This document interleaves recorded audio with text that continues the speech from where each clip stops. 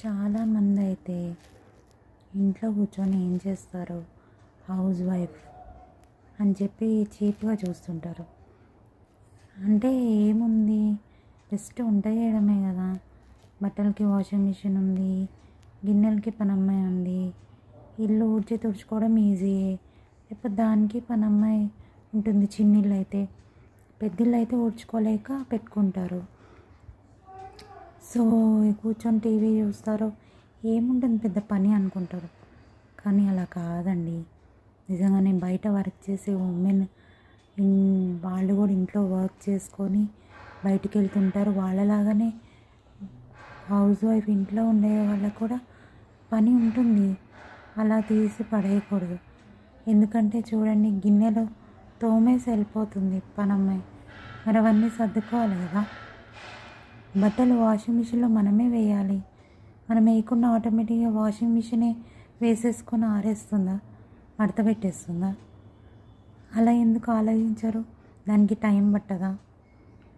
Bedsheet మార్చుకోవడము, మళ్ళీ ఉతికిన బట్టలు మడత పెట్టుకొని సర్దుకోవడము, మళ్ళీ పిండ్లు ఉంటాయి, ఇడ్లీ పిండికి, దోశ పిండికి, మళ్ళీ చపాతీకి కావాలంటే చపాతీ నైట్కి ప్రిపేర్ చేసుకోవాలి. మరుసటి రోజుకి ఇడ్లీ, దోశ, పెసరట్టు ఇవన్నీ ప్రిపేర్ చేసుకోవద్దా ముందు రోజు? అవన్నీ ఎవరు చేస్తారు చెప్పండి? వాటికి టైం పట్టదా? ఉత్తినే వంట చేసేసి తిని కూర్చోరండి. అది అర్థం చేసుకోవాలి. చాలామంది ఏం చేస్తుందో హౌస్ వైఫ్ ఇంట్లో కూర్చొని అనుకుంటారు. బయటికి వెళ్ళి కూరగాయలు తెచ్చుకోవద్దా? చాలామందికి హస్బెండ్ హెల్ప్ చేస్తారు, కూరగాయలు తెస్తారు పాపం. కానీ కొంతమంది వాళ్ళే తెచ్చుకోవాలి కదా. హస్బెండ్కి ఆఫీస్ వర్క్ ఉంటుంది, వర్క్ చేసుకుని ఉంటారు. వర్క్ ఫ్రమ్ హోమ్ ఉన్న ఇంట్లో వర్క్ ఉంటుంది కదా, వర్క్ ఫ్రమ్ హోమ్ చేసుకుంటారు. మరి హౌస్ వైఫ్ వెళ్ళి తెచ్చుకోవాలి కదా, కూరగాయలు తెచ్చుకోవాలి, మళ్ళీ మరుసటి రోజుకి ఏం చేయాలని చూసుకోవాలి. వీటన్నిటికీ టైం పట్టదా? కాసేపు రిలాక్స్గా మంచం మీద పడుకుంటారు మధ్యాహ్నం, ఇట్స్ ఇంపార్టెంట్. అంతేగాని ఇంకా డైలీ ఖాళీగా ఏం కూర్చోరు. సో అర్థం చేసుకోవాలి, హౌస్ వైఫ్కి చాలా పని ఉంటుంది.